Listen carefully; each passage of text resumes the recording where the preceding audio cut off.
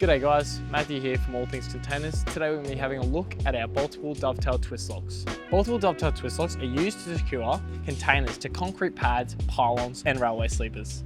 This is done via a 200mm by 200mm by 16mm plate using 4 by 14mm diameter holes. 12mm concrete screws, threaded rod or dyno bolts are recommended for this. This design provides a strong, secure connection that resists shear and tensile forces. The twist lock mechanism involves rotating one component relative to another component to engage or disengage the locking mechanism. The twisting action helps ensure a tight fit and prevents accidental disconnection. Boltable twist locks can be bolted to any structure to allow shipping container connection.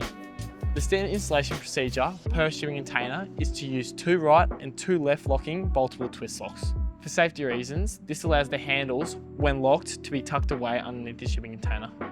This product is made of a heat-treatable steel with a hot dip galvanised finish, has a 50-ton braking load, welding with a 16mm plate and weighs 10.8 kilograms. For any further questions, please reach out to us via website, phone or email. Like and subscribe and we'll see you in the next video.